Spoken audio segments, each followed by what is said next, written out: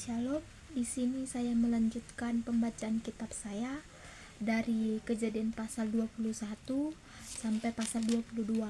Dimulai dari pasal 21, Ishak lahir. Beginilah bunyi firman Tuhan. Tuhan memperhatikan Sarah seperti yang difirmankannya. Dan Tuhan melanjutkan kepada Sarah seperti yang dijanjikannya. Maka mengandunglah Sarah. Lalu ia melahirkan seorang anak laki-laki bagi Abraham dalam masa tuanya, pada waktu yang telah ditetapkan sesuai dengan firman Allah kepadanya. Abraham menamai anaknya yang baru lahir itu Ishak, yang dilahirkan Sarah baginya. Kemudian Abraham menyunatkan Ishak, anaknya itu, ketika berumur 8 hari seperti yang diperintahkan Allah kepadanya. Adapun Abraham berumur 100 tahun ketika Ishak anaknya lahir baginya.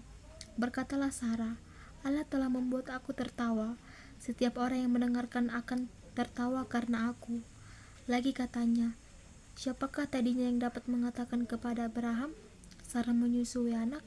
Namun aku telah melahirkan seorang anak laki-laki baginya pada masa tuanya. Bertambah besarlah anak itu dan ia disapi. Lalu Abraham mengadakan perjamuan besar pada hari Ishak disapi itu. Pada waktu itu Sarah melihat bahwa anak yang dilahirkan Hagar, perempuan Mesir itu bagi Abraham, sedang main dengan Ishak anaknya sendiri. Berkatalah Sarah kepada Abraham, usirlah hamba perempuan itu beserta anaknya, sebab anak hamba ini tidak akan menjadi ahli waris bersama-sama dengan anakku Ishak. Hal ini sangat menyebalkan oleh Abraham karena anaknya itu. Tetapi Allah berfirman kepada Abraham, janganlah sebal hatimu karena hal ini, karena hal anak dan budakmu itu. Dan dalam segala yang dikatakan Sarah kepadamu, haruslah engkau mendengarkannya. Sebab yang akan disebut keturunanmu ialah yang berasal dari Ishak. Tetapi keturunan dari hambamu itu juga akan kubuat menjadi suatu bangsa, karena ia pun anakmu. Keesokan harinya pagi-pagi Abraham mengambil roti serta sekirbat air dan memberikannya kepada Hagar. Ia meletakkan itu beserta anaknya di atas bahu Hagar. Kemudian disuruhnyalah perempuan itu pergi. Maka pergilah Hagar mengembara di padang gurun Betsheba. Ketika air itu di Kibrat itu habis, dibuangnyalah anak itu ke bawah semak-semak. Dan ia duduk agak jauh, kira-kira sepema jauhnya. Sebab katanya, tidak tahan aku melihat anak itu mati. Sedang ia duduk di situ, menangislah ia dengan suara nyaring. Allah mendengar suara anak itu, lalu malaikat Allah bersuruh dari langit kepada Hagar, katanya kepadanya, apakah yang engkau susahkan Hagar? Janganlah takut, sebab Allah telah mendengar suara anak itu dari tempat ia terbaring. Bangunlah, angkatlah anak itu, dan bimbinglah dia, sebab aku akan membuat dia menjadi bangsa yang besar. Lalu Allah membuat mata Hagar, sehingga ia bisa melihat sebuah sumur. Ia pergi mengisi kirbatnya dengan air, kemudian diberinya anak itu minum. Allah menyertai anak itu sehingga ia bertambah besar. Ia menetap di padang gurun dan menjadi seorang pemanah. Maka tinggallah ia di padang gurun Para, dan ibunya mengambil seorang istri baginya dari tanah Mesir.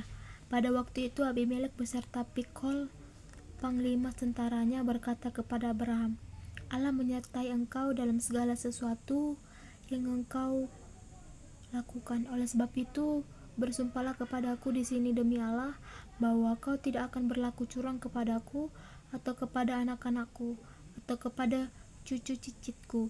Sesuai dengan persahabatan yang kulakukan kepadamu, demikianlah harus engkau berlaku kepadaku, dan haruslah engkau berlaku kepadaku dan kepada negeri yang kau tinggalkan sebagai orang asing. Lalu kata Abraham, aku bersumpah. Tetapi Abraham menyesali Abimelek tentang sebuah sumur yang telah dirampas oleh hamba-hamba Abimelek. Jawab Abimelek, aku tidak tahu siapa yang melakukan hal itu.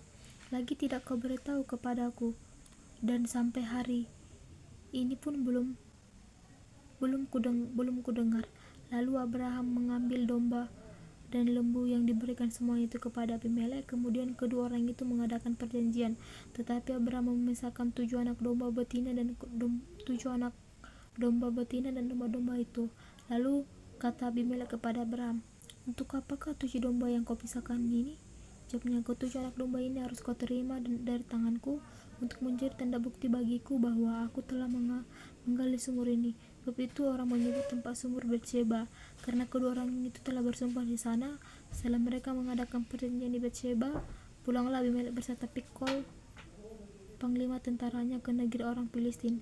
Lalu Abraham menanam sebatang pohon tamariska di Betsheba dan memanggil di sana Tuhan Allah yang kekal. Dan masih lama Abraham tinggal sebagai orang asing di negeri Filistin. Saya lanjut di ayat 22. Kepercayaan Abraham diuji. Setelah semuanya itu, Allah mencoba Abraham. Ia berfirman kepadanya, "Abraham." Lalu sahutnya, "Ya Tuhan." Firman-Nya, "Ambillah anak-anakmu yang tunggal itu, yang engkau kasihi, yakni Ishak. Pergilah ke tanah Moria dan persembahkanlah dia di sana sebagai korban bakaran pada salah satu gunung yang akan kukatakan kepadamu." Keesokan harinya pagi-pagi bangunlah Abraham. Ia memasang pelana keledainya dan memanggil dua orang pelayannya beserta Ishak anaknya. Ia membelah juga kayu untuk korban bakaran itu. Lalu berangkatlah ia pergi ke tempat yang dikatakan Allah kepadanya. Ketika pada hari ketiga Abraham melayangkan pandangannya, kelihatanlah kepadanya tempat itu dari jauh. Kata Abraham kepada kedua pelayannya itu, "Tinggallah kamu di sini dengan keledai ini. Aku berserta anakku ini akan pergi ke sana. Kami akan bersemayam. Sesudah itu kami kembali kepadamu."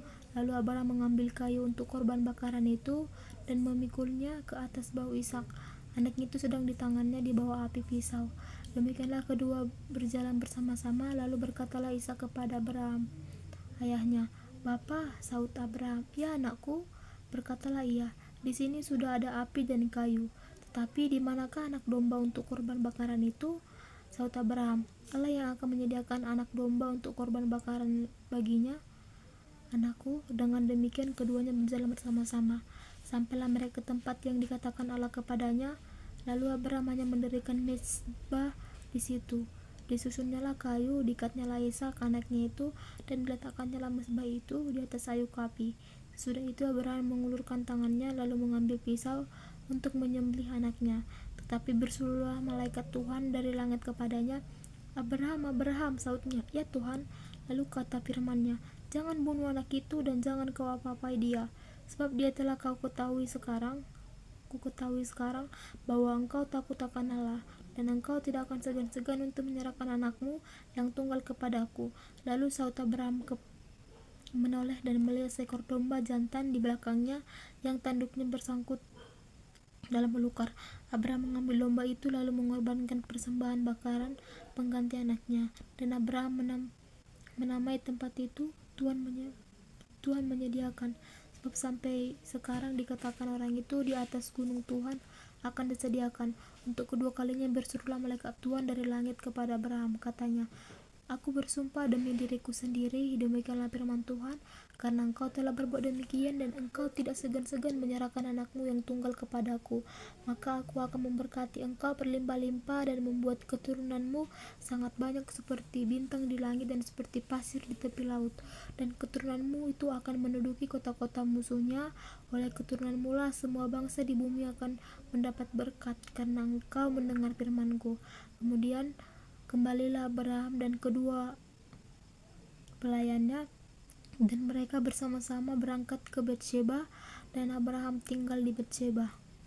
Sesudah itu Abraham mendapat kabar juga Milka telah melahirkan anaknya lelaki bagi Nahor, saudaranya, Uz anak sulung, dan Buz adiknya, dan Kemuel ayah Arab, dan juga Kesed, Nazor, Ildaf, dan Beluet. Dan Beluet memperanakkan Ribka.